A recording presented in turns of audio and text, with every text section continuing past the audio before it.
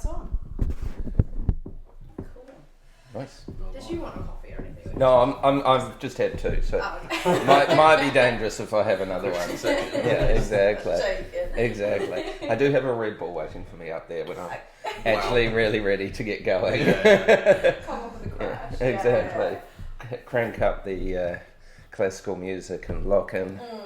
That's the focus. Yeah, it seems to work. Otherwise, I get distracted too easy. Yeah. Hyper focus. Yeah, exactly. Smash it. There's something about being like a little bit wired and then trying to be relaxed at the same time. Yeah. Getting in the zone. Yeah, for sure. Yeah. Very nice. Do you have like set like office hours then that you do? No, I just work all the time. Yeah. So today I was heading in to coach the Nelson Girls College, but a couple of them can't make it, so they've postponed that session. So I'll do it next term with them. But that means I get a full day of admin, unfortunately. Yeah, very exciting. So yes, but it's got to be done. You know, there's a lot with the secondary schools champs coming up. We've got because there'll be like 650 kids turning up. Whoa. And you know the club is putting on some shuttles on the weekend to one racetrack, and then they're obviously running the races during the week. But if there's 650 kids, even conservatively, that means 300 or 400 families. Yeah. And so that means A, everyone wants to practice, but B, a lot of the families will have kids who aren't racing and they want to go and do something fun. So I'm now just juggling shuttles, and we've only got a couple of vehicles, so it's not like we've got capacity. It's not like we have a gondola or something where people can just smash all day long on the gondola, you know. So yeah, it surprises me how late people are calling me, and then they're like, "Oh, what do you mean you don't have space on Friday?" I'm like, "Friday booked out like 2 months ago." So that's like a secondary school mountain bike national championships. Yeah, that is awesome. That's cool. Yeah, that's cool. That is amazing. So is that like multidiscipline or is it? It'll be XC enduro downhill, and they do a little XC relay as well. That's excellent. Yeah. So I went to the one in the South Islands one, and that was pretty cool. That was probably about the same number of people. Yeah. And so I'm a commissaire for Cycling New Zealand, so I go along as one of the judges. Yeah. Which is just a great way for me to see all the kids that I coach in action. Yeah. So yeah, it'll be a fun week. It'll be pretty full on. Yeah. But yeah, the first day of downhill races is the Monday, and that's 250 kids racing. That's juniors and girls, and then the Tuesday is the seniors racing, and that's another 250 kids. And then like the XC, maybe there'll be 150 or 200 kids, and then the enduro there'll be 400 and something kids. Wow.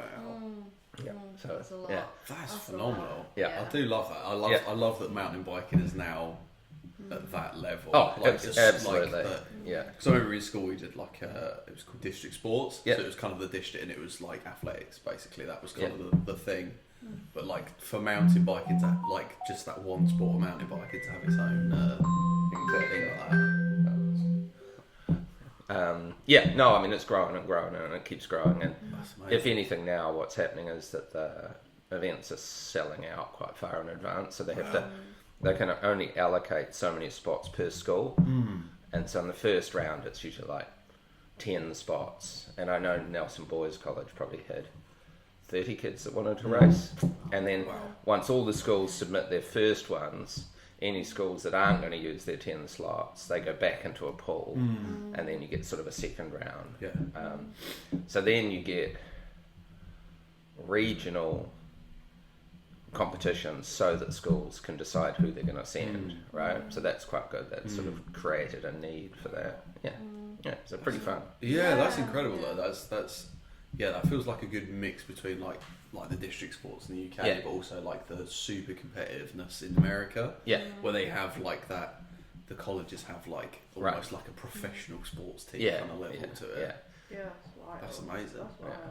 So do you have to like encourage the kids to race, or No. do they just like I want was to do gonna say, it? They want Yeah. to do it, yeah. I mean, our whole coaching this term, was getting the kids out onto the different tracks, the enduro and the downhill tracks, and talking about line choice and technique and stuff. So, the kids we coach have been training, at least once a week for a couple of hours, and then in their own time out there smashing. So yeah, Cool. That's it cool. is. It's very exciting, Yeah. and for the South Island, it's good to have nationals here because you go through long periods where it's always in the North Island. It's just more expensive to get there and Okay, stuff. yeah. So last year was at the Christchurch Adventure Park, and then this year here, and then next year I think it'll go to the North Island. So it's a good opportunity. Hometown advantage as well, Yeah. which is quite nice. Yeah.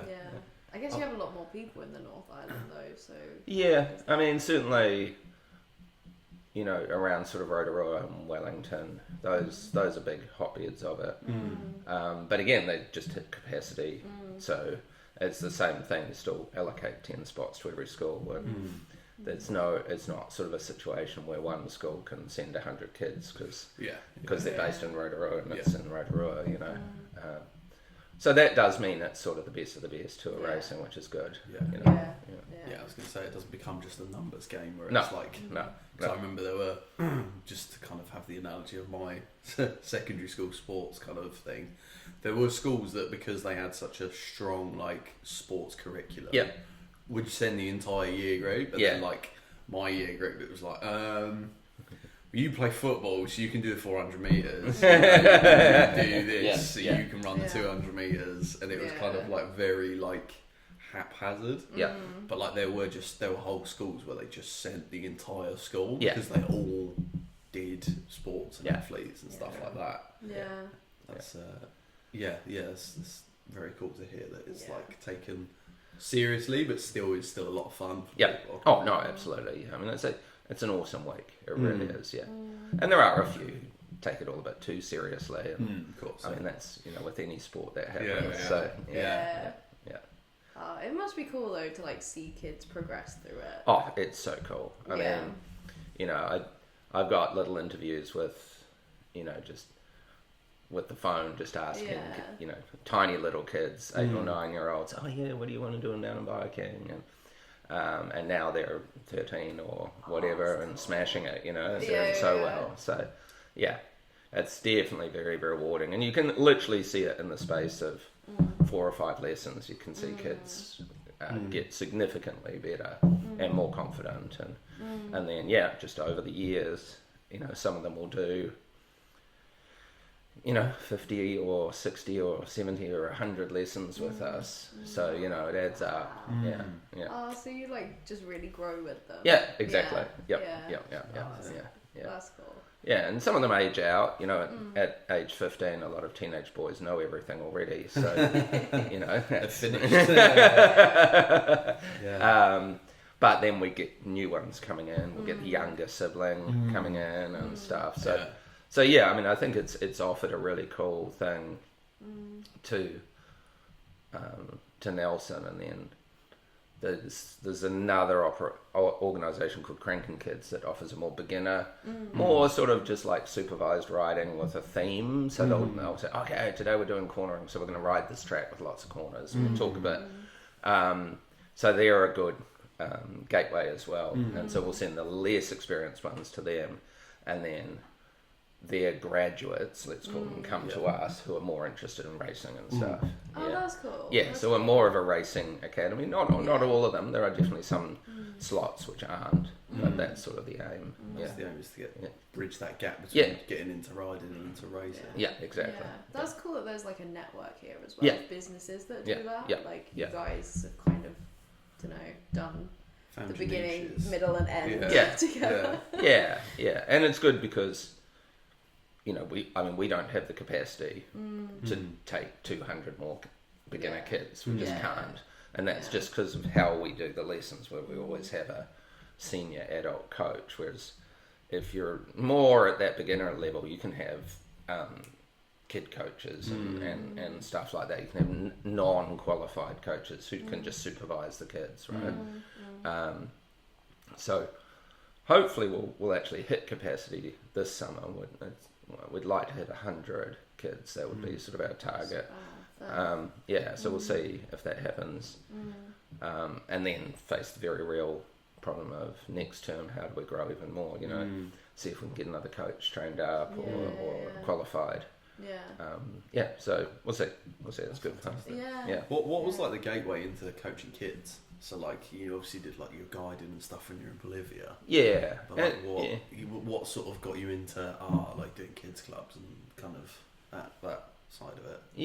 I think moving here and seeing so much riding, I sent my own kids to Cranky Kids, but very quickly saw, and I did a term or two helping Cranky Kids, and I very quickly saw that, a higher level of it, there was a gap there for it, and it wouldn't even compete with what they were doing. So, and although with best laid plans, my idea had been to semi-retire when I moved here, with COVID and things like that, my overseas businesses went on the back burner. So, find something, started the bike shop, looked at guiding, looked at adult coaching, and then it was just logical to do the kids coaching as well. And then, pretty much started with some of the schoolmates of my boys. So, and then we built the track here, so that, because there wasn't a skills park, it was just trails, so there wasn't progression for things like jumps and drops. And then that's just slowly built up, and now we have the airbags and all this other stuff as well. If anything, the kids now want bigger and bigger and bigger stuff. Hence the field of nightmares. Of course. It's huge. So, and we've been very active in lobbying the city council and working with the club and stuff to get more trails in, because the tourism potential, not so much with the coaching, more with like bike rentals and shuttles and guiding, is massive. And we've got so many trails here that it can be a bit overwhelming for visitors. So it's a matter of getting the message out, and slowly, like Rotorua and Queenstown are really well known internationally as destinations, and it's partly because they hold more international level events. So Nelson's got arguably better riding than either of those places, but it's a little more spread out. There's not quite as much shuttle or gondola infrastructure, so it just hasn't been in the limelight quite as much. So I think that's where the upside potential long term, as more and more people see, oh wow, this is happening in Nelson. And so we're starting to get, like, again, it all got knocked back with COVID, but we're starting to see now more and more Aussies coming, who've already ridden in Tasmania, which is, their big ride centres, ridden in Rotorua, ridden in Queenstown, want to do another trip, hear from a friend of a friend about Nelson, ride here, and the first comment always is, why didn't we know about Nelson earlier? This is amazing. The only challenge we have is probably that there's not enough easier trails. So it's definitely requiring, that veto level of riding is about really the easiest. There's a handful of trails that are easier than that, but everything sort of starts there and goes up to quite a lot harder than that as well. So that presents a problem when you've got a group of middle-aged lawyers coming from Melbourne, where maybe one or two of them are quite competent, but then the others are mates who don't ride that regularly, and then they hit the trails and they struggle. So that is our biggest challenge. Whereas, like in Tasmania, the way the trail centres are designed is there's a good number of light blue and easy dark blue trails, and then a small number of the advanced trails, whereas we're completely the reverse of that. The city council's aware of it and are trying to groom some of the trails so that they're that little bit easier and flowier and make it more family friendly and more visitor friendly. Yeah. Open the scale up to more kind of people coming and stuff. Exactly. Yeah. But yeah, I mean, they've done an economic study on Nelson, and they looked at the contribution per year, and they looked at what it could be if certain things were done. And, you know, for a small town, it's punching above its weight. And I think it's one of those things that, you know, they with a number of relatively easy and low investment things, they reckon they could get another $20 million a year into the local economy. But there's a bit of resistance, and there are challenges around how we manage access with forestry companies and stuff like that. There's a lot of stuff around that is holding us back. But and not having a gondola. At the end of the day, I've worked with a number of people who've been looking at trying to get a gondola in, and it would be such a game changer if we could. But it's pretty unlikely to happen without government assistance. Yeah, of course. Really, you know, really. And partly because we don't have an international airport, and we don't have a big population to buy all year gondola passes to keep it going. Yeah, of course. So just wouldn't make enough. Yeah, I'd be interested as well, because like you said, the trails are so spread out here as well. Would would it be like a much pour that money into the shuttle service instead, possibly? I mean, I don't think you'll ever get the government putting money into shuttle services. They might, because obviously the idea with the gondola is it's not just for mountain biking. You know, it's for go up to the top and a nice view and a restaurant and a interpretive walk about the history and lookout points and all that, because, you know, the mountain bikers are one part of the equation, but they're not going to keep it alive on its own, and it's seasonal with winter and stuff like that. So the hill they're looking at, so Fringed Hill, you know, it has only black or red trails on it at the moment, but it's such a big hill.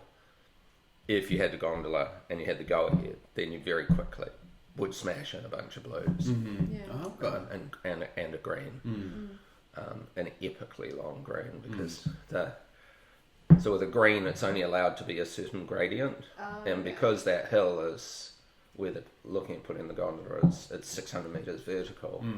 It'd be like a 30-kilometre trail because of the gradient. You get like traffic jams. The idea was that you would have these sort of pull-out areas with, you know, it basically turn it into a picnic ride a little bit, and the little kids would have fun, and there'll be little side features to keep it interesting for every level of the family. So I mean, all the concepts are all done out. We've done the business plans and all that sort of thing for it, but again, it's just it's a lot. It's a big chunk of change to get it going. So was it like already alive and vibrant when you got here, like the mountain biking? Yeah, and that's why we moved here. That's specifically like I was saying last night. We travelled around for 2 months in a camper van during a winter, and not really so much looking at that time to move, but going, well, if we did move, where would we want to move to?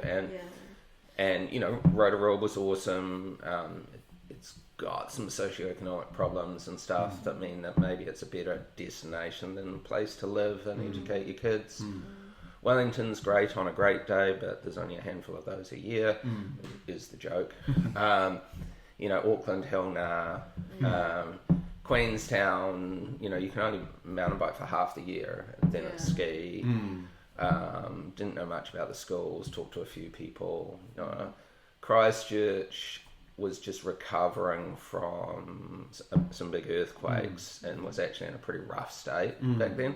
I think it's come a long way now, and I think it would probably be, like, if we were doing it again, it might be a real consideration with Christchurch. Again, having access to the gondola, lots of other areas to ride as well. That is a possibility, or would have been a possibility. But really, Nelson, 400 kilometres of single track within 45 minutes drive of the centre of town.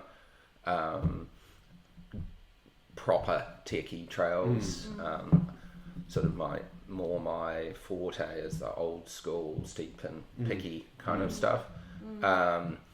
Great schools, like really good selection of schools. You know, if you wanted a sort of more traditional school, then Nelson Boys College, you know, the first rugby game he ever played in New Zealand was played at that college. Oh, no way. Yeah. So, you know, steeped in history like that. And then you've got Waimea and Nayland, which are both sort of recognised for being, one's a bit more outdoorsy, one's a bit more arty. Oh, cool. So you do have choices depending on which way your kids are leaning, which is cool. And then access to water sports, obviously. Pretty close access to trekking with St Arnaud and Abel Tasman and all that sort of stuff. I'm quite into fishing in my spare time. So, you know, really good trout rivers and lakes, and also sea fishing. You know, so really it just ticked so many boxes. Yeah. And it's beautiful. Exactly. And it's amazing how many people we talk to, especially Brits who move here, who go, we moved here for the mountain biking. So even as a sort of growth impetus for the town, you know, it reflects itself in weird ways. Like, you know, the Nelson Hospital has some really amazing doctors and specialists who have come from big cities and quite high profile jobs, but they've moved here for the lifestyle for their kids. And yes, they've got a job and all that, but it means you've got this sort of higher quality professionals living here, which is quite interesting. Which is quite neat and quite unique. I think, and again, not living in the middle of a big city, the fact that you can, like, if you live in town, you could pretty much walk anywhere or bike anywhere. You know, you wouldn't even need a car really.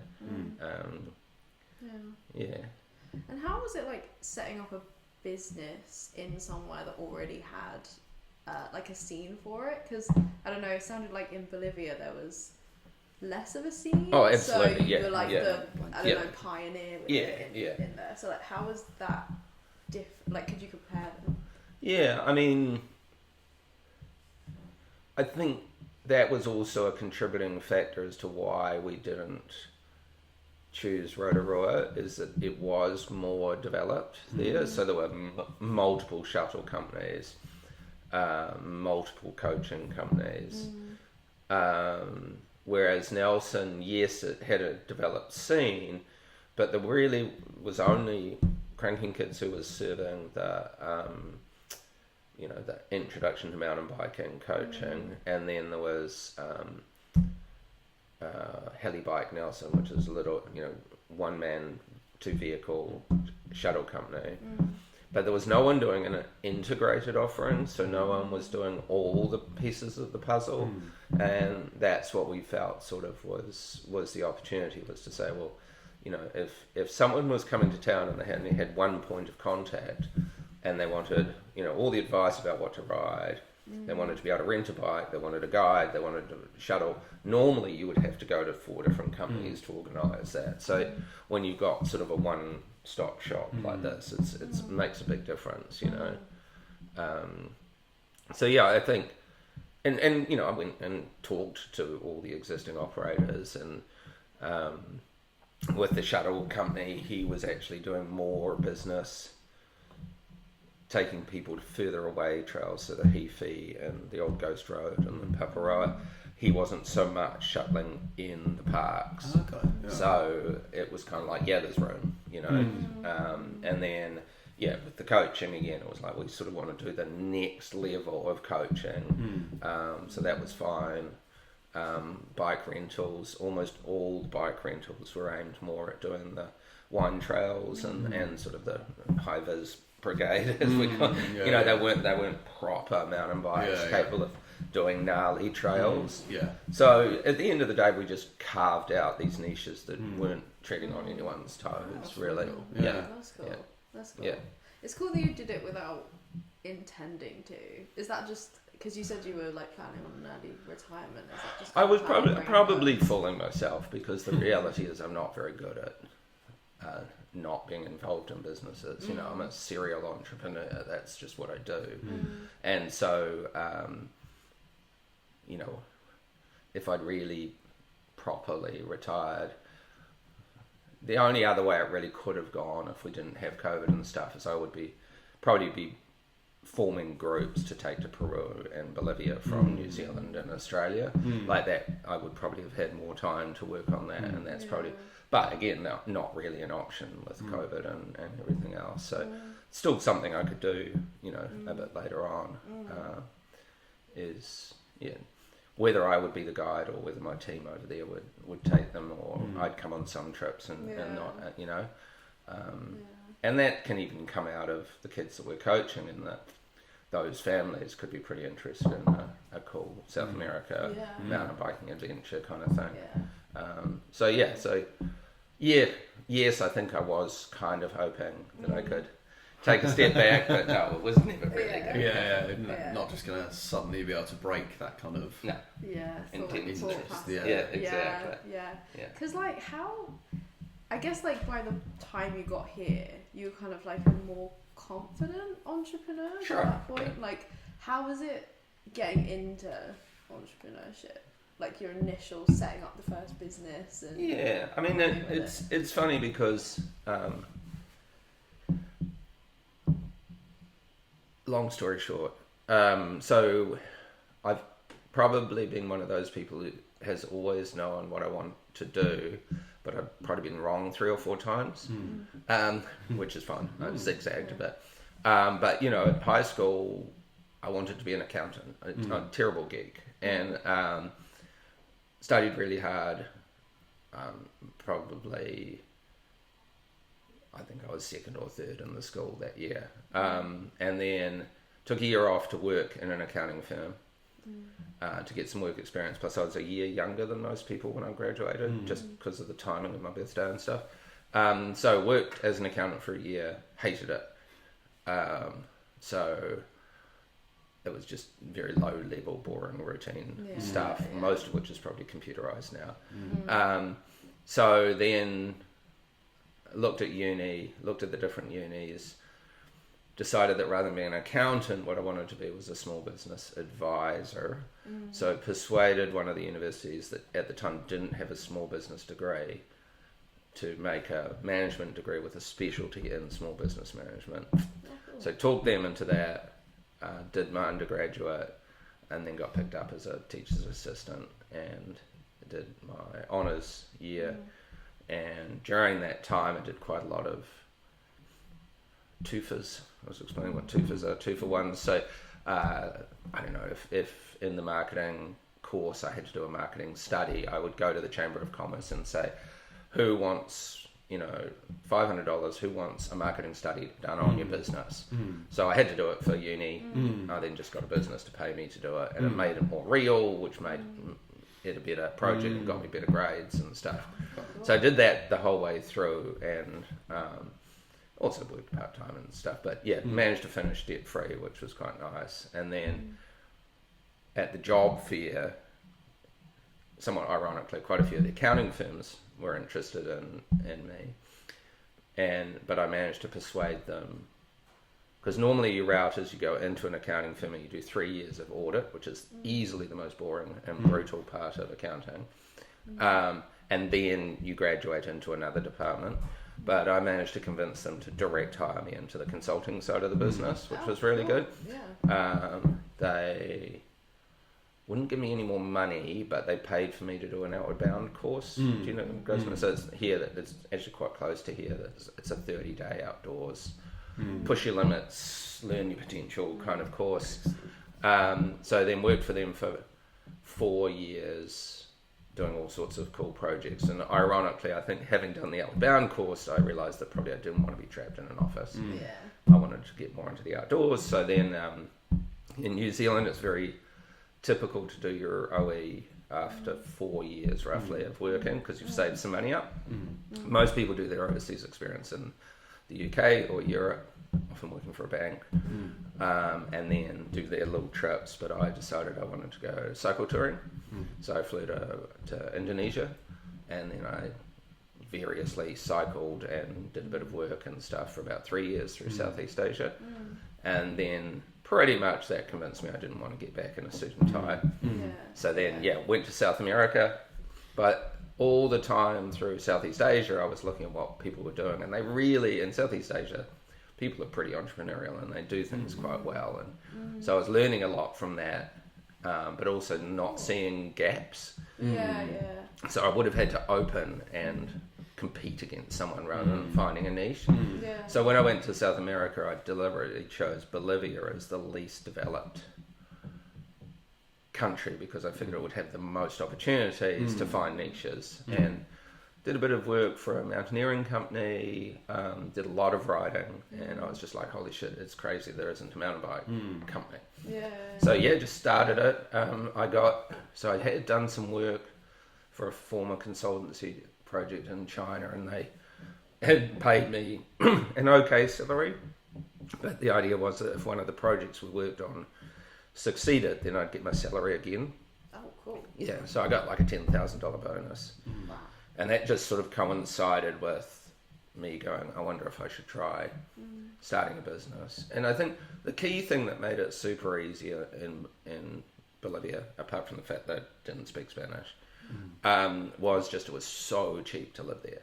Like all costs, rent, food, internet, everything, you're maybe spending $300 US a month. Wow. Yeah. So it meant with my $10,000, I could buy some bikes, I could do some, and the business could literally earn nothing for a year or two, and I still wouldn't run out of money.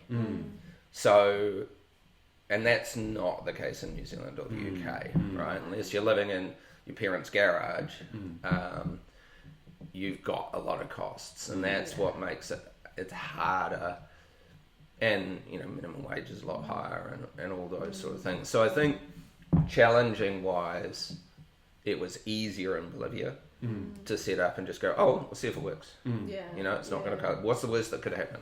Even if it doesn't work, I've maybe lost $3,000 or $4,000, and I think I was 28 at the time, so still young and able to do it, able to go back and put on a suit and tie if necessary, and re-earn enough money and stuff. So, but it was quite successful.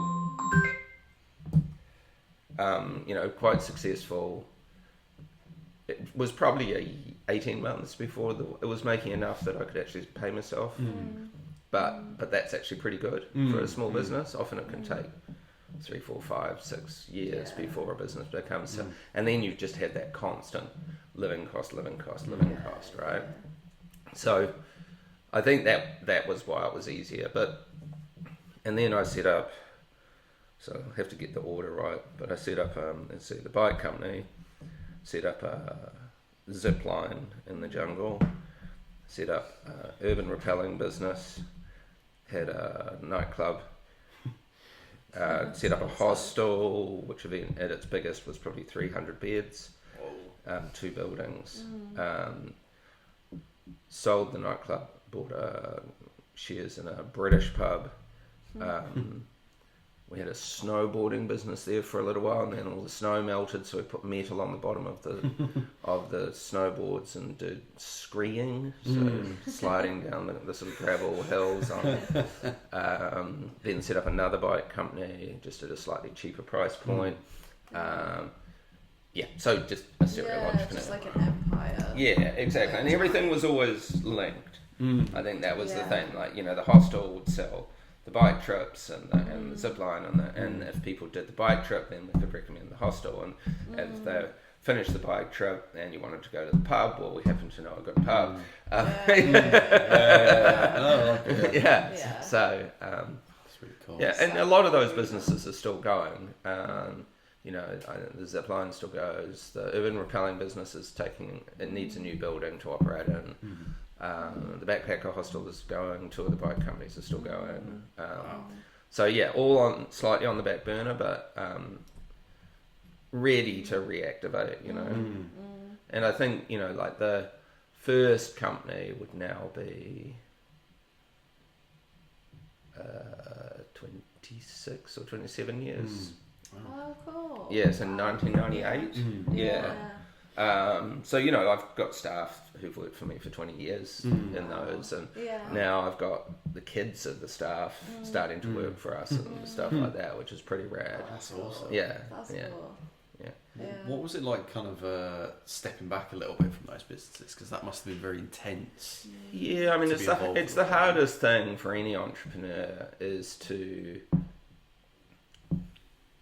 figure out your systems and your training and your staff development to the point where you can go, I know if I work 100 hours a week, I'll do a better job, but I'll have to work 100 hours a week.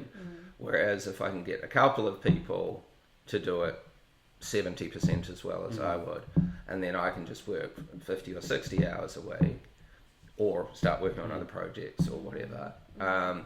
And that is, I mean, if you read any of the really good entrepreneur books, that's the hardest lesson for entrepreneurs is not doing everything, not having this perfectionism, not investing in training other people because you don't want to spend the time for them to learn and make mistakes, seeing mistakes as problems with other people, not caring enough as opposed to it's just part of the training budget, you know. So stuff like that, which again, that's what I studied. I mean, that's what my degree was in, was that kind of stuff and entrepreneurial traits and how to help small business owners.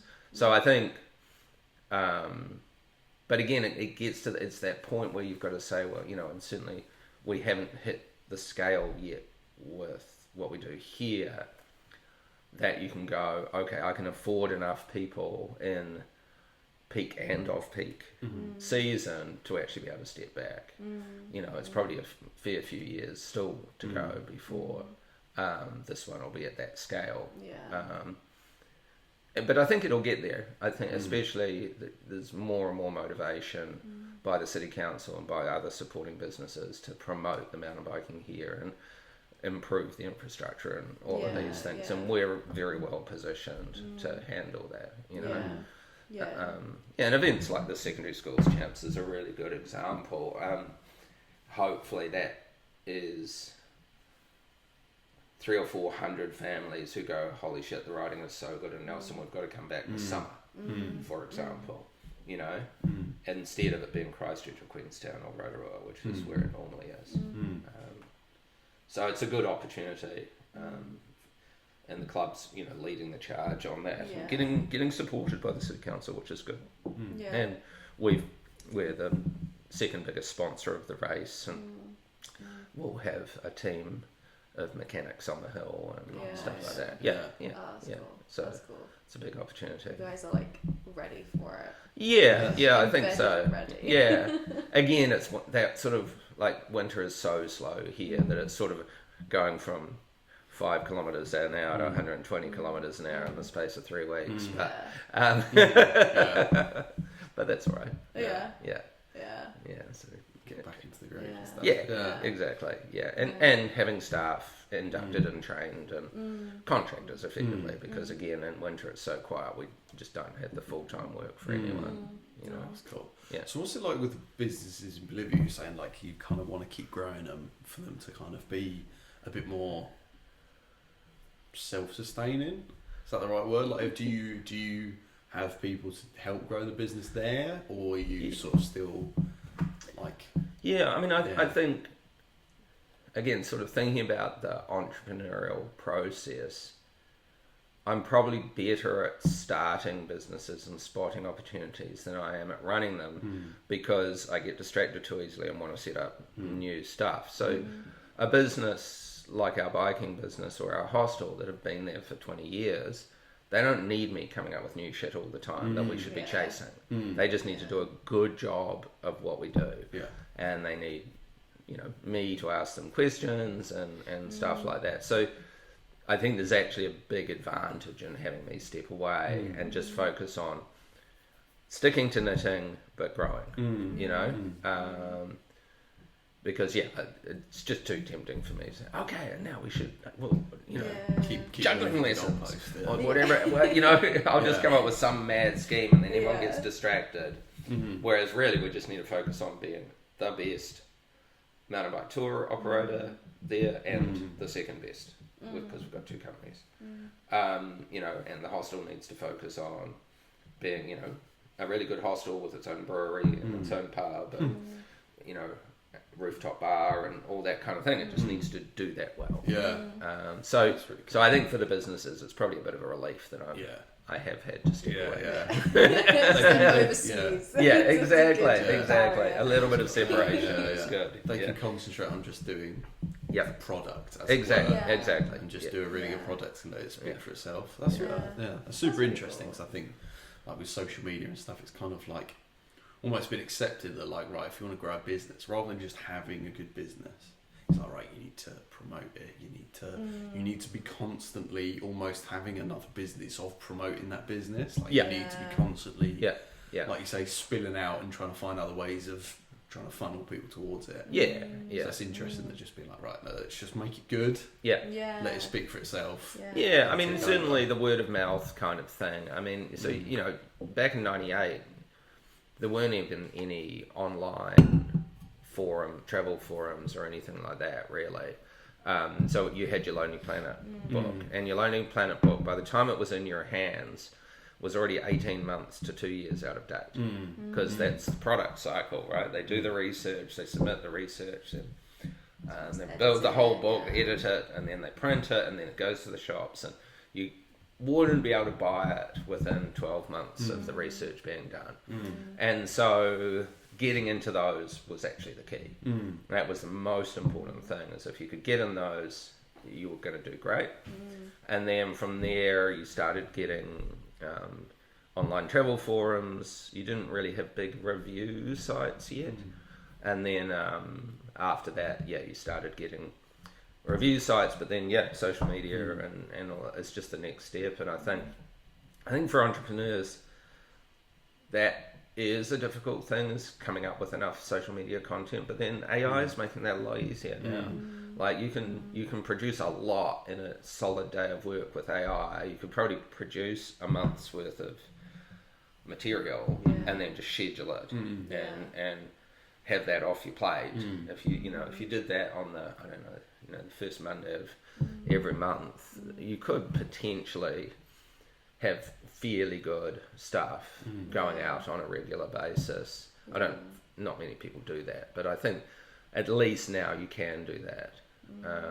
It kind of makes it more like accessible for people, I think, because like I think the marketing aspect of setting up a business is so huge now, but with AI it's negating that. If you're starting it now, you're not growing as the options are growing. You're like, here's all of these things that you kind of need to hit. It's it's the LinkedIn, it's the Instagram, it's Facebook, it's like you say, a myriad of review and travel websites. Exactly. Like I say, it's not just Lonely Planet, it's I can't think of any off the top of my head, but there's probably about 10 websites that just list places to go in Bolivia. And now what's happening, which is again that's just going to be the next thing. We're going from Googling mountain bike hire company Nelson. Right, so that was search engine optimization for your site to come up in the top 10. To now you ask Google a fully fledged question. I'm going to Nelson in March. What are the best trails and who can I rent a mountain bike from? And then it generates a report. And as a small business, you need to be in that report. Right. So that's the next step. So that's called generative engine optimization. So GEO instead of SEO. And so that's the new thing, is that you need to fill your website with very helpful content that then means when the search engine that's behind the AI goes looking for authoritative information, it finds you and includes you and provides links back to you. How do you find that? How do you find like what the hack points are? Lots of podcasts. I mean, so I whenever I drive to town, so that's 15 minutes, maybe 20, I always put on a podcast. At the moment mostly on AI stuff, but and then 15 minutes coming back, I always put something on and they'll talk about a topic. And then I mean the YouTube algorithm is quite good, because if I watch a whole video, then it'll suggest more videos that are similar. And so, learning about that kind of stuff with sort of an entrepreneurial mind where I'm always interested in the new thing is absolutely key. And I think it's interesting because there's this sort of part of me that says, oh my goodness, what could I have done if I had this power when I was 28? Holy shit. And for guys like you, I think it's one of those slightly terrifying things, but it's also this massive opportunity that if you don't jump on it, it will leave you behind to an extent, and it is ridiculously easy to learn it because you can literally say to it, I want to learn about how to use you better. Generate 10-15 minute podcasts for me that I can listen to in my car. Just as an example. Right? And it will. And it'll get you all, it'll get you up to speed real fast. And then you can do weird things like you can say, go through all my emails from the last 3 years and based on this, give me 5 suggestions as to how I can more efficiently do my work using AI. Right? And then, give me a lesson on how to do each of those 5 things. So there's a lot of that where you can just use it to help you to use it, which is really, really cool. And there's never been a tool like that. I mean, you could Google how to use Google better, yes, and there would come up some listings and stuff, but it's not quite. No, it hasn't got that level of detail to it. Yeah, exactly. And kind of, it doesn't give you an answer that it's maybe expecting you to use. No. So like Google, it's just like putting as few words as possible, like try and make it as concise as possible. But AI is like, no, you're using this tool, so therefore the more detail, and more context, the results assigning it a role to play. So you say something like, you are an AI expert with experience in training entrepreneurs in how to do their job. So you give it this role. Yeah, because it's really good at that. Exactly. So if you're just like, can you review my piece of work as a Cambridge professor? There you go. And then it'll adopt that role. Exactly. I do want to play with that and just see what personalities or just how deep it can go with all these real niche personalities. It's pretty good. I mean, again, just from an entrepreneur perspective, Richard Branson would be one, right? Tim Ferriss, I don't know if you've ever... it's a 4-hour work week. So you can literally say, I want you to form a panel of famous entrepreneurs and I want that panel to review our project that we're working on and provide their perspectives on it. And so then you get 5 different perspectives on any given idea, and then you say between the 5 of you debate it and then come up with your recommendation on what it should look like. Wow. It's pretty bonkers. That is bonkers. Wow. And you can just do that in 10 minutes. That's wild. That is, like you said before, that is so very meta, isn't it? Yes, and that's the thing. The sooner you can get meta with it and stop using it to say, give me a recipe for a fondue, and I've got these 5 ingredients. That's still kind of cool, but it's not, that's the very, very baby step. That's the gateway drug, to start getting interested in it. But then it's getting more and more and more meta that you can, and coming up with prompt templates that you can just cut and paste when you want to do certain kinds of things rather than having to type the whole thing out. That and then getting it to improve your prompts. That's a cycle. Exactly. Have you heard of I think he's an entrepreneur. There's a guy called Cal Newport. So it's not ringing a bell. So he's kind of, his thing is like about slow growth. That's kind of his thing. Okay. So it came up in my head, you saying about in Bolivia and stuff like that. Like you could go absolutely ham to grow it as big and as quickly as possible, but you then end up going into like the cycle of in the off season it drops off. You have people's wages, but like if you just very consistently grow a very small amount over a very long time, it's a lot more stable as a business. And I think that's what we're doing with the coaching. I think that's we're deliberately scaled it that way, and we've been growing 20-25% a year for 10 years. So yeah, it's significant, you know. And now we're at that point of inflection where if it grows another 25%, that's going to be a big jump, and then the next 25% will be a big jump, you know. So that's what we're getting ready for. Yeah. Because how are you thinking of using AI and like meta thinking then in your business? Yeah, I mean, I do it all the time. I mean, I can literally go review my website and give me 5 suggestions as to what I could do this week to dramatically improve sales and conversions, right? Or I could go a level above that and say, this is my business, I'm stuck on how to improve it.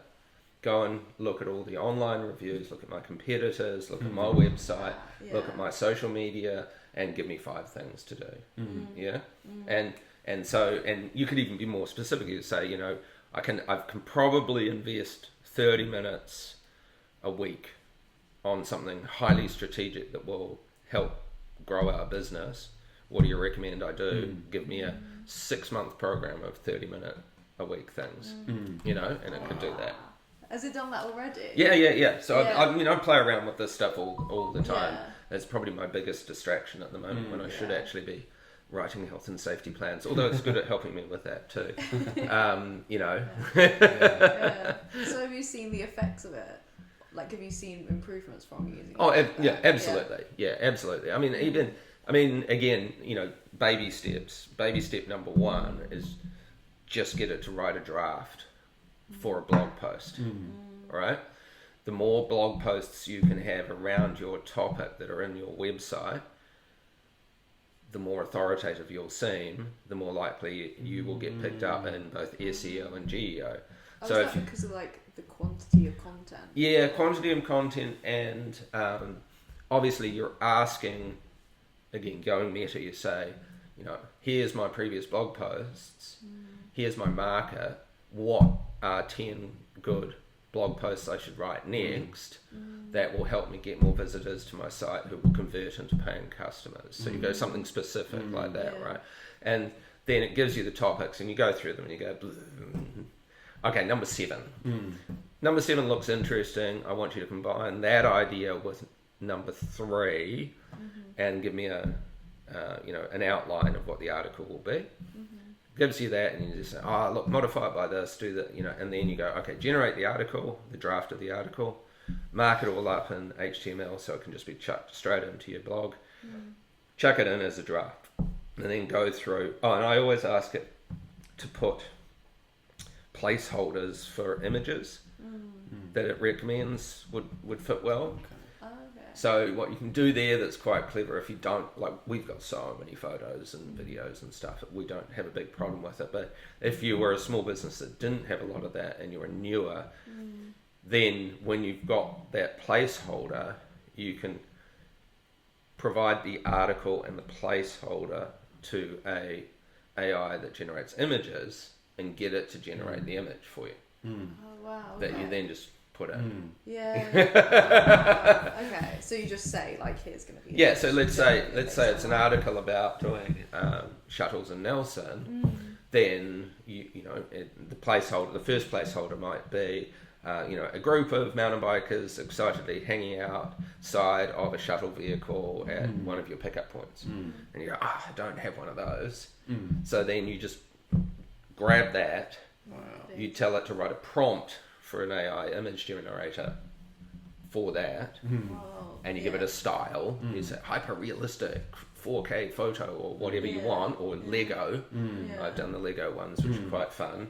Or you can do bubble pack, that's always quite a fun one, or plasticine. So you can do any of those, and then you just throw it at a couple of AI image generators and see what it comes up with. You know, and then maybe for that article it's fine that it doesn't have real photos. And then I do things like I'll say, okay, we're running this race, give me a shot list to give to the photographer that will provide me with the photos I need to promote this race next year. right? So it'll be like, okay, finish line, start line, excited adults, family racing together. Like, it'll come up with the shot list, and then you just give that to the photographer and say, hey, I'd really like you to hit as many of these as you can. Or a videographer, same thing. Wow.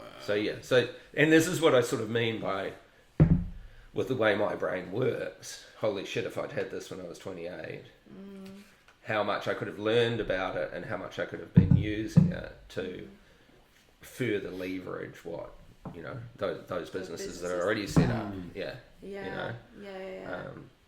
Because like marketing is such a huge aspect of everything now. Like whatever project that you have, marketing is like instantly married up to it. I mean, it's interesting because, I mean, that's always been the case, but the marketing was so much more painful to reach a lot of people. So I remember, you know, really early on, so probably 99 or something, I bought a couple of books off Amazon, and one of them was called Guerrilla Marketing. And so basically it was a low to no budget marketing thing. And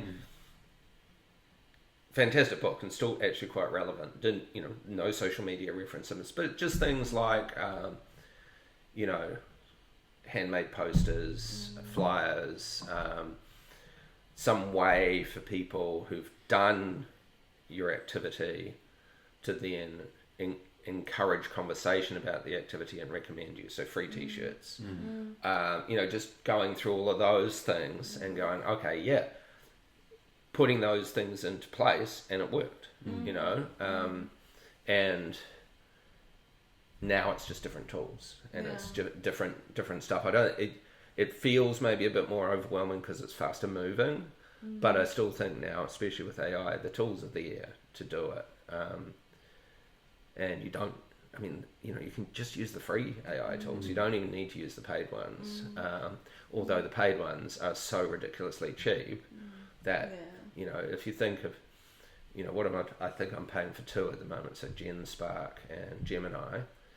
The Gemini one is probably 35 New Zealand a month. And that also gives me, obviously, my Gmail account and 2 terabytes of storage. So I would do it for that anyway, let alone all of the AI tools. And, you know, $35, that's like paying a halfway competent person for 1 hour, right? So it's, it's a pretty good deal. And that one person in 1 hour definitely couldn't be as productive as me spending, say, even 2 hours a week on AI. In a month, so 8 hours in a month. What I can do with that, you know, that would be the equivalent of 40 hours of work by someone. Yes, exactly. Are there any like resources that you would really recommend with like understanding AI more, and then also like marketing a business now? I honestly think you can't go wrong with YouTube, and I listen to them. I don't actually watch them because most of them they're podcasts that are also on Spotify and other formats. So the visuals actually aren't all that important. It's just getting the brain stimulated, and you know, it just seems like there's so much going on that you'll quickly draw your criteria of who's a bit too clickbaity and not really delivering, and who's actually providing, you know, some good stuff. It's funny, like, again, I've had lots of people who are interested in starting their own small business ask, you know, what are the 5 books, right? So there are some great books, but none of them hit this new stuff. So, but there are definitely some really good books for entrepreneurship. Okay, what are your top 5 books then? Yeah, so the 4-hour work week one is still relevant, even though now the 4-hour work week, I think he's gone on this sort of podcast series, and he's bringing out a lot of other interesting ideas. But I think the whole point of the 4-hour work week was develop systems. So that's one. Work the System, which is one of the really early entrepreneurship books, still is absolutely brilliant. Trying to cheat and look up there. I can't actually remember off the that. And then there's a couple more where they're just like the E-myth. That's a really good one. So the entrepreneur myth. That's a really good one as well. I can find you the other ones. It is good to have those as starting points. But now I think bite-sized podcasts, 15 to 30 minute, listens. I mean, I think if someone's in the UK, that's probably their commute. Easily. Yeah. So use that time to be learning, and then just muck in there and get the AI to teach you. Yeah. I think that's that's pretty important, and just play around with it. And a lot of the ones I'll listen to are small business use cases of AI. Oh, okay. So that's a good way just to go, oh, okay, yeah, that's a cool idea. I'll try that, and I get to the shop and I can try that. I think that's. Just get your hands a bit dirty with it and allocate maybe enough time that you can play with it. But then really focus on, for my business, what's something that you, the AI, can help me with now that can have a benefit soon. Little wins or low-hanging fruit. Right? Specific, yeah. Do you think that now that AI can be used a lot more for entrepreneurship, do you reckon it will help businesses start in places like New Zealand where it is your running costs are more expensive, or do you? I do.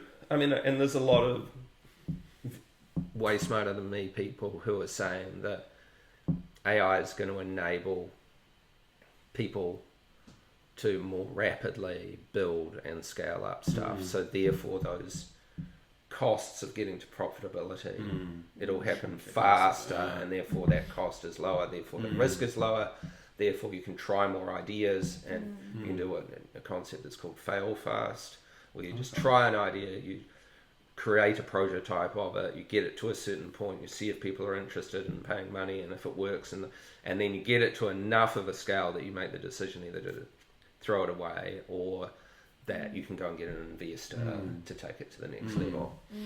So I think that's definitely what's going to be happening a lot. I think we'll see a lot of really cool projects come out of that. That's interesting. Yeah, I just wondered what it was like setting up a business in New Zealand, because we talked about before about obviously you've got the business cost, but you do have tall poppy syndrome a bit in New Zealand. And I was just wondering whether you came across that. Yeah, I think that only happens when you get really successful. I think that everyone's pretty happy with you giving it a go. Yeah. It would be, if we suddenly, I don't know, we're running 15 shuttle trucks and 40 coaches, and then I think, the tall poppy syndrome thing would kick in, and people would be starting to push back a little bit against it in some way. Okay. I think there's still good multi-million dollar businesses is where you start getting that kind of exposure. Yeah, that's interesting. I think there's a lot of support for small businesses, tradies, small entrepreneurs, cafes, all that sort of thing. So I think there's generally a good support for that kind of stuff. Yeah, that's cool. Yeah, because I think the UK is going through a little bit of that. It's kind of got a bit reliant on the very, very big companies. The tall poppy syndrome in the UK is kind of almost the reverse of that, where the massive companies are kind of even in people's minds are untouchable. Right. But people who want to start their own businesses, it's why are you doing that for? Yeah.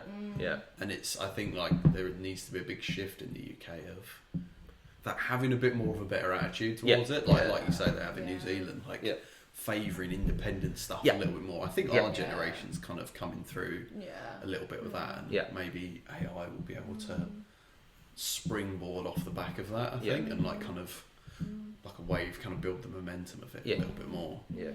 I mean, there's a lot of differences in terms of scale. In the UK, chain store style, big brands of coffee shops or owning bars or whatever it is, there's an economy of scale of having multiple of these businesses, whereas New Zealand doesn't have quite that same level. So I think there's more of an appreciation of if you set up your own little coffee shop with its own spin on things as opposed to a Starbucks franchise, you know. So I think there is pretty good support for that kind of thing. It's better off to have something small. Yeah, small and independent, and unfortunately that's not how you get rich. Yeah. Okay, you know, ultimately you do have to scale or you're not going to make money out of these things. All you're going to do is have bought yourself a job. Yeah. That's what happens to a lot of small business people, right? You effectively invested in order to make a salary. You're not creaming off tons of profit. So, and until you scale, and that would be the same, for example, for our coaching. It's like, until we're in 3 different cities, you know, it's not really going to be that profitable. But there is capacity to do that. And certainly my AI is suggesting that that should be my strategic focus, for example, is trying to roll these things out to other cities and set up other lead coaches who we can train, and then we can train the people below them, and then, you know, and then if each of these places builds to 100 or 150 people, then it will make some decent money, you know. But again, working on that more strategic thing, that means you've got to develop all your manuals, you've got to have everything codified and systematized and all that kind of thing. Because I think like the other thing in the UK is like all the regulation around it, because we were talking to a guy that we were staying with in America, and he says like there's just so much less regulation in America that it makes it easier for just the average person to set up a business. I think he said the initial cost is way lower, isn't it? Yeah. Something like costs you $50 in America, and like in the UK it's like several thousand. Like you have to have a bank loan to start any sort of a business. It's like £10,000 or something like that. Like there is very little way of you just starting a business the same way they do in the States. Plus, you know, high cost of living and stuff like that. You know, there's a lot of it. There's a lot of layers to it. But And I think, I mean, for us here, most of the challenges probably with what we do anyway is around health and safety stuff. So there's, you know, I'm fortunate in that because of my background in Bolivia, me writing a health and safety plan was relatively painful but easy. Whereas someone else who was, say, a mountain biker who wanted to start a coaching business, there's quite a big barrier to entry in having to write this health and safety plan and then get it independently audited and then get it registered, and so the costs involved in doing that, and then until you've got that, you can't even go to a landowner and say, hey, can I operate mountain bike tours on there, because they'll go, where's your health and safety plan, and are you registered? And you can't buy insurance because you don't have a health and safety plan that's registered. So there is that like obstacle there, which again could be a reason that someone who's interested in it might be interested in purchasing from us or aligning with us so that they don't have to go through that process, you know, say in Motueka or in Blenheim or wherever, because, and then we can help train them on how to operate rather than learning by trial and error and all that sort of thing. So there are definitely some barriers to entry, and you know, it did take us probably 2 years to be able to go from just being the bike shop, because that's all legally we could be, and doing bike rentals, which we could also do, to being able to do shuttles and coaching and guiding, because of how much more paperwork there was around that. Okay, cheesy question. Yes. If you could give one bit of advice setting up a business, for example, in the modern day. Well, I mean, it has to be get comfortable with AI at the moment. I mean, it has, because it, you know, again, it's, so there's 2 ways you can treat it that I think are helpful. So one is you can treat it as the intern that you can't afford to hire, right? So you're going to pay you $35 a month, and you're going to get a relatively productive, very easy to play, eager to please intern, but you still have to check all their work because they're so eager to please they'll make shit up, and they're so inexperienced in the realities of your actual business that they'll get things wrong. But if you treat them that way, and you can therefore have a couple of, and it could be one of them is a marketing department, social media artificial intern, right? And another one is an accounting artificial intern who does your receipts and stuff, you know. So you suddenly can have these people working for you that there's no way you could afford as an entrepreneur. Then the other part of it is to have this almost like small business advisor. So asking it questions about, you know, what should I be working on? You know, review my emails. What have I missed this week that's really important? Like literally something like that. I wrote so you can write apps with the AIs. So I wrote an app to review every Monday my previous week's emails and just tell me what, if there are any significant things that I've missed from last week that I should be following up, and then to categorize them into risks that need to be handled, opportunities, and you know, like direct money making things. And so, you know, in my spare time, what you could do with a little app like that is you could run it on your own business. That's great. But what you could also do is, if you find it helpful, package it up and turn it into its own app that possibly other small business owners might be willing to pay $10 a month to run, to automate checking their emails and figuring out what they've forgotten every week. So if you're solving a problem for yourself and you keep going back to it, then there's probably a market there. And then figuring out how to host that and how to market it and stuff. Again, the small business advisor can help you with that. So I think that's absolutely key for entrepreneurs now. I mean, really, even if you're setting up a plumbing business, there's so much that you can do with it to help you. I mean, so my business partner John was up in Rotorua this weekend, and he said he phoned a hotel to ask a bar to ask if they were showing the All Blacks game, and the answer phone was an AI. So it said, "Hey, I'm an AI.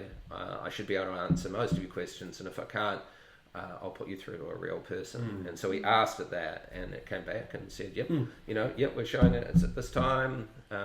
You know, do you want to reserve a table?" So, you know, you imagine you're a plumber,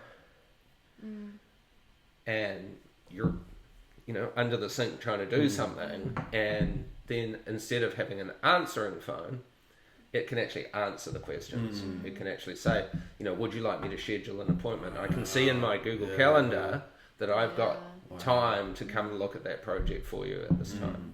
Our minimum charge is this. Do you want to book it? You know, and to have someone, again, you'd have to hire a secretary or an assistant to do that.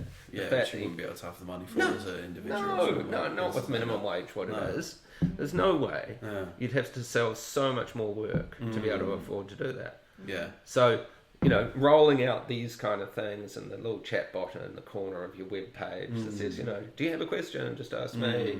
You know, automating all of that stuff is huge for solopreneurs. So that's, you know, one person. I was going to say on the micro scale, I can see, because there is the big fear around AI is going to cut people's jobs and stuff, isn't it? And I think possibly in big businesses that could happen, but like you say, for the individual, like solo entrepreneur, that could be massive because absolutely, it lets them grow to a more competitive level, which, like you say, like a plumber, they don't have 30, or in the UK, £30,000 to pay an accountant or a do-it-all admin person. They don't have that money.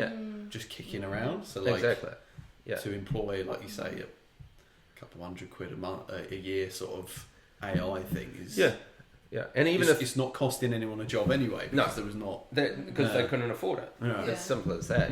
So I think that scaling is going to be key, and my biggest concern really is how that's going to be taught in schools, right? Because at the moment I feel it's almost slightly adversarial. It's like, oh, if you're using AI, you're cheating on your assignment, as opposed to how much better could that assignment be by using AI and putting in the same number of hours of work, but producing something that's absolutely astoundingly good. And leveraging all the jargon they always talk is the 10x, 10x your output, because you can. And if schools can figure that out and unis can figure that out, that'll be absolutely key. I guess it's that thing of trying to dissuade people from what is it, like, I'm trying to think of what the right word is, but like punishing people for using these things it never works. Trying to discourage people doesn't really work, because you find people become more creative to find workarounds rather than getting people to funnel through it. Right, but and again, my point is that you should be teaching people how to use it better, not dissuading them from using it by any stretch. And then people just plagiarising it. Because I remember we had to do massive geography projects in GCSE. I mean, given you had so many other topics to do, they were like, right, we want you to spend 5 hours of your own spare time to write this massive, it has to be 10 pages long about this, that and the other, and you'll get penalised if you copying stuff off the internet. And it's like, well, what you want me to do is do the way you did it, which is to look through books that are, like you say, are potentially 10 years out of date, where I could get much more up-to-date information and create a much more accurate and better project. And also just like teaching people how to use it in the right way, because I think a lot of times now young people are using it to write their essays for them, and like in actual fact using it as kind of like a springboard, so that you can like improve your own writing rather than just relying on that thing. I mean, again, that is the trick, is trying to learn how to use it so that the final product is better. And that can be a bunch of, again, you can ask it how to do that, but there's a bunch of things. It can just be pointing out key things to read through, generating a draft. Then you write your version of that, get it to check and critique and grade your work, and suggest areas for improvement. Go and find the research and the information that you need to be able to do that. It's a collaborative tool. It's like doing a group project, right? If it's done right, but hopefully with less people slacking off. That's always gonna be good. Is there like any like podcast people that you found that are like particularly credible and like particularly helpful? I think that just start anywhere and see what calls you, because I really feel it like what I'm looking for in terms of small business and stuff isn't necessarily what someone else is looking for. And there's so much good stuff out there that you can just put that topic in, like if it's about small business or if it's about how to grow your podcast business. So ask that, AI, how to grow a podcast business, and just start listening to videos, and you'll really quickly see which ones appeal to you and which ones don't. And there's some that just full stop, I start listening and I'm just like, this is grating. It's just, but to someone else, it could be super, like you see a few that are sort of more like how to turn my hobby into a business, right? So more like, I'm really into macrame. How can I make an extra $1,000 a month using AI to build that business? And that's not what I'm interested in, but it totally is legit for a lot of other people, So yeah, I think it's best to do your own exploring and just put those topics in there and then if you get clever, you can get AI to recommend some videos to start, you know, because it can read transcripts and it can watch videos. Yeah, and then you can ask it, and this is where you just start playing around with it. So you say, okay, this particular person, I'm enjoying theirs. Who else has similar stuff that might appeal? Yeah. Recommend from this particular person, you know, the first 10 I should listen to.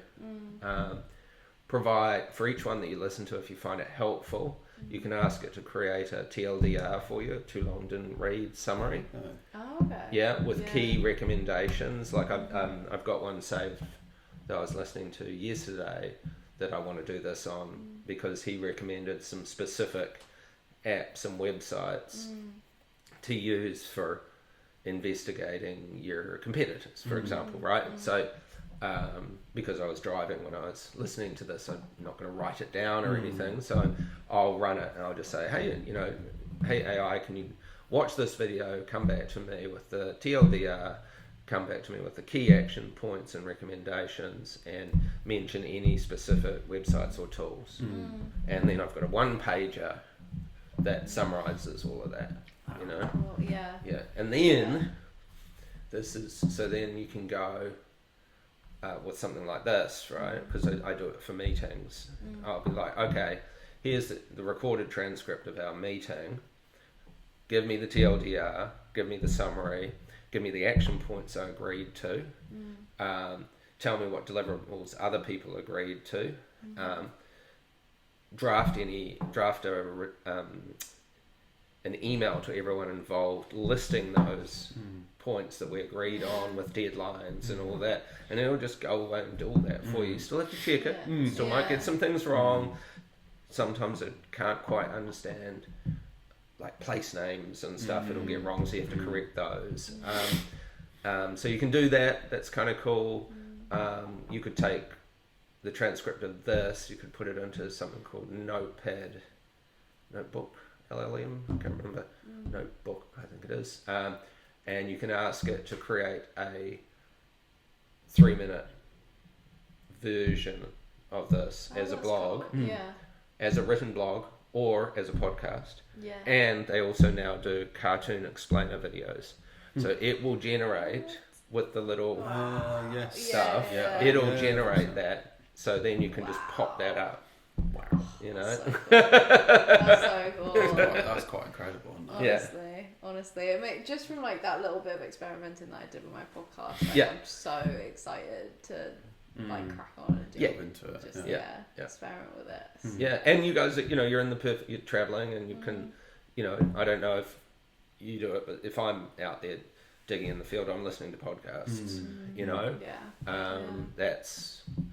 Sometimes I'm not listening to music, but sometimes I'm like... Depends on what you're doing. Yeah, and I flip between it. It might be a 15, 20-minute podcast, and then it might be an hour listening to music while I'm mowing the lawn or whatever. That's great too, but there is that opportunity just to leverage, you know. And I think I'm excited enough about all of this stuff that then in my entrepreneurial brain it goes, oh, well, maybe I should set up a small business, teaching small businesses how to better use AI, you know? So I can't help but think about that too. It's cool because it can be like an advisor and also a generator of like new ideas. Brainstormer. Because I mean, like, I recently downloaded an app because it's like a transcript thing. So if you're having a meeting, it does like exactly what you just described. No, the one that I downloaded was Owl. Oh yeah, it just came up with like an advert on YouTube. And like, I'm just thinking while we're having this conversation, like someone 100% just like developed that using AI and has now just like sold it. Well, and this is the thing. I mean, so one of the topics that came up on my YouTube list this morning is how to use AI to copy paid apps. So you literally, because you've got your $35 a month plan, it's got programming capability. You tell it, this $300 a month service as a subscription app that I really enjoy, I want you to clone it. Wow. And it'll take a bit of work, but you could probably feasibly in less than 20 hours you could smash that together and then deploy it and have your own free version with your own. It's really annoying that it doesn't filter by dollar value. Add that feature in. Wow. You know? Wow. Yeah. I think it's going to be so interesting to see how the job market changes, because I'm just thinking, like, you know, in San Francisco, we were just surrounded by all of these AI adverts, and we were staying at this place where most of the people there were like programmers and like scientists working at Stanford. And I'm just sitting there thinking, like, those jobs are going to be replaced by the AI. Like, I wonder what other... No, but I think those jobs will evolve into how can I 10x what I'm producing by using AI. Yeah. So the theoretical is that it should lift everyone. The wild fantasy is that at some stage you get to a point where you go, because we're so productive using AI, we only need to work for 4 hours a week, right? And we can earn enough that the rest of that time can be on hobbies and more fulfilling things than working. You know, that would be the dream. You know, there are still many future-proof industries, you know, growing food being one. You know, so that there are, if people aren't excited by AI, there are future-proof areas where you could probably still avoid, you know, and trades is one area as well, plumbers and electricians and builders, and AI is not really going to take those jobs. It's going to enable the owners of those businesses to do more from a business perspective, but it's not going to take the jobs. So I think it's exciting times, and you know, we just have to try not to go the way of Kodak and go, oh, it's never going to catch on, and then suddenly your camera and film business is out of business because everyone's gone digital. You know, and there's been so many inflection points like that. No, it's crazy because we were talking about it. We've like being 25, like we've kind of grown up with the internet. Like we've kind of absolutely. This is the first big shift that we're seeing in our lifetimes, because we've just like had. I think we were a bit too young to appreciate how big social media would be. Right. Well, it kind of happened as we were growing up, so we didn't really realise. We've just grown up with it, so it's like just a part of life. Whereas like you've seen computers come along, the internet come along, and like seen that massive shift, and then you're like anticipating the next big wave. Absolutely. And that's, you know, it's an interesting position to be in, because you know, I've still got plenty of working years left in me, especially with the way my brain works. So it's, you know, I'm pretty darn excited for what can be achieved and what can be done. And I think, for you guys, it's, you know, I think that 25 to 28 to 30 kind of time is the time to be trying to figure out what you want to do and what you want to give a crack, and you know, the writing is on the wall that it's going to some way, shape or form be made better or easier or more productive by using AI. You know, whatever it is that you do. So it's time to get learning and dive deep and all those sort of things, you know. That's interesting. So what was it like when you first went to Bolivia? Because obviously this is like almost completely different, I imagine, to what it was like when you first set up your businesses and stuff. What was that process like of trying to... I mean, I don't know that much about Bolivia, but I imagine they're not as... I'm trying to think of like what it would have been like to try and promote, like you say, a business. I mean, at the time when it was, you know. So I mean, I'd come off doing all this travelling, so I had a pretty good insight into the backpacker mentality. And so, you know, I was trying to establish a business, and that was going to be its market. And this was pre-Facebook by quite a ways. So it was guidebooks. How do I get into the guidebooks? And it was hostels. I mean, it was literally that simple. And bars that foreigners went to. Literally just hand making posters and putting flyers in those places got the ball rolling. And then I think what I tapped into, which is interesting because it predates social media, but it is what social media is, was the opportunity for people to brag about what they did on their trip. So we literally used to call it bragging rights. So your free t-shirt called attention to the fact that you'd done something cool, so that in a bar people would ask you about it, or in the gym if you're wearing it as your gym shirt. And what I could see was that the product wasn't, you're going on a very scenic mountain bike ride through 4 ecological zones. It was instead going, what story do people want to tell when they go back to their job and they're standing in the tea break room with one arm on the water cooler? They want to start the story with, no shit, there I was, thought I was going to die. Right? That's the story they want. They don't want the ecological zones and all that. So creating a product around the world's most dangerous road or death road, and having the stories about, you know, the vehicle accidents, and building this bucket list product, I guess. If you think about that now, that's what social media is all about. You want to be able to post your photos and videos of doing something really cool like that with a good story. Yeah. You don't, when you post those photos and videos, even if you take a photo of the 4 ecological zones, you're going to get more engagement if there's a video of you whizzing down the hill on the mountain bike, or showing the drop off the side of the road, or it's still the same thing.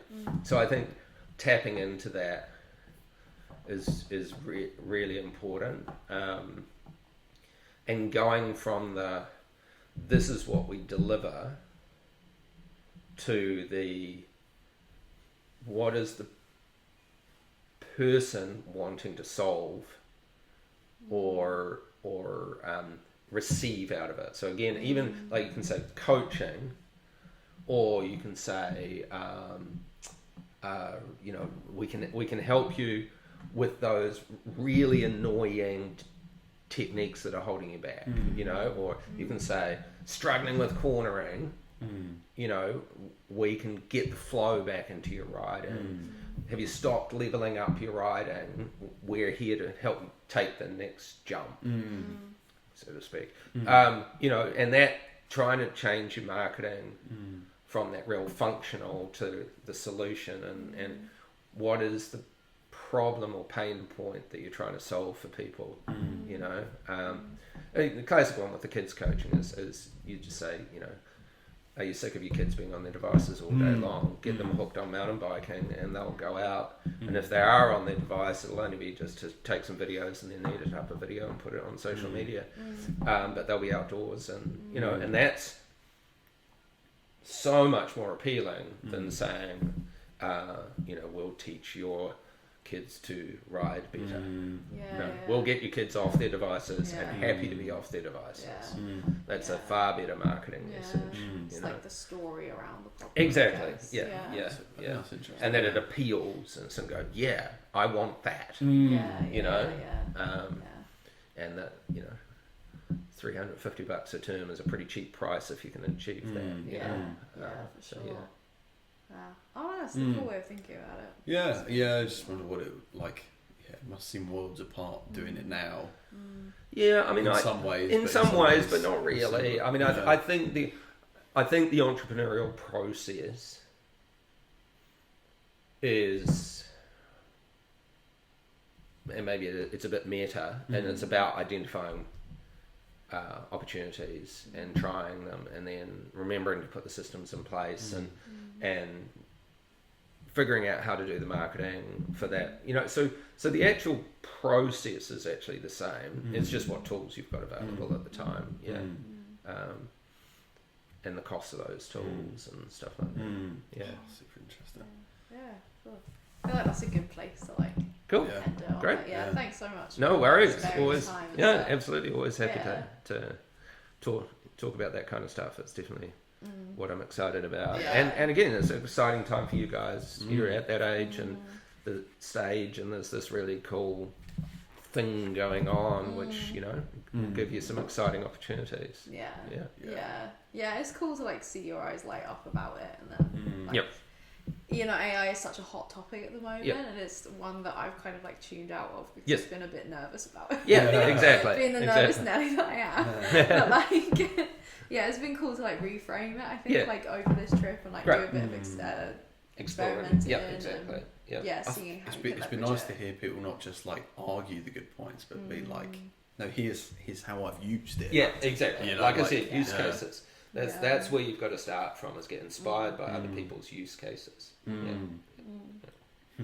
Cool. I've got to ask though, what was it like going around Asia for 3 years?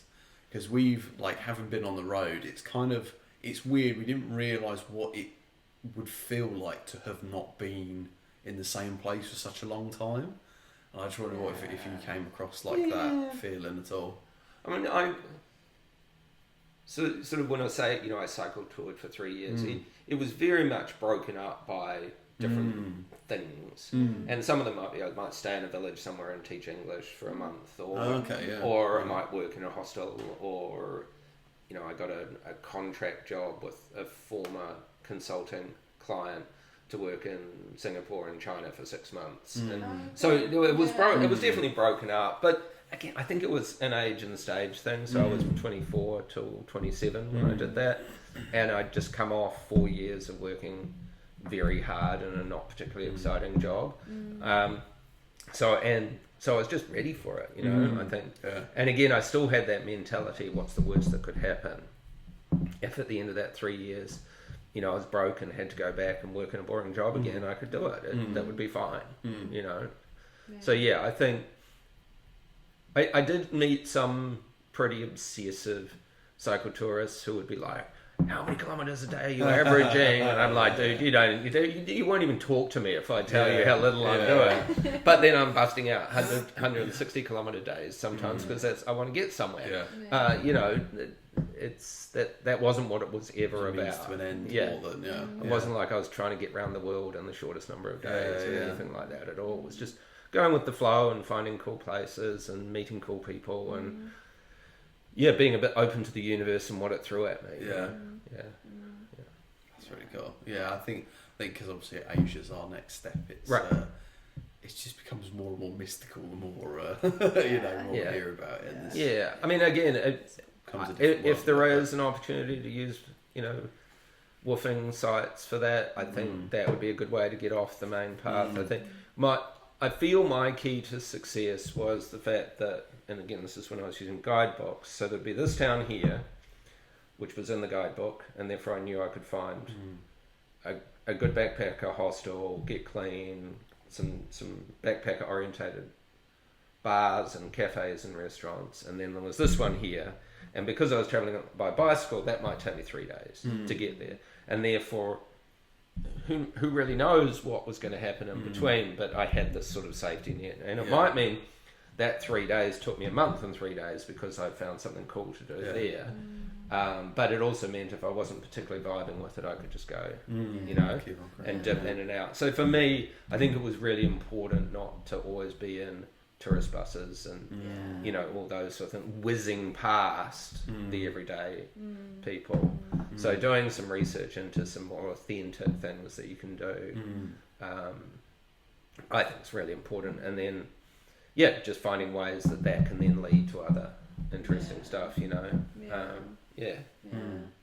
think that's really what we want to do. Like, this whole trip has been orientated around like the workaways that we've been doing and trying to like meet the local people, and also not really having like a time limit on it, because it just means that we can, if we like a place, we can stay there and we can work there and like do our own thing. Great. Very cool. Exciting. Cool. It is. It's exciting times. Exactly. It is. Cool. All Wow. right. Yeah. Awesome. Cheers. We're Thanks gonna. Yeah, no, you go. Yeah, no, thanks for doing this chat. It's nice that we've kind of cracked on and like kept doing all these interviews and stuff. No, that's great. Yeah, and thanks for being like so generous with your house. No, of course, absolutely. Thanks for the work. It's been amazing. Yeah, no, that's good. That's what it's all about. It's paying it forward so that when our kids travel, the karma is prepaid for them to have great travel experiences as well. You know. And we always joke that it's quite possible that when they travel, they'll woof, and they could end up woofing for someone who woofed for us. So, you know? Yeah, that's awesome. Circle of life. Yeah, exactly. Yeah, Cool. That's been cool. Awesome. Cool. Great stuff, guys.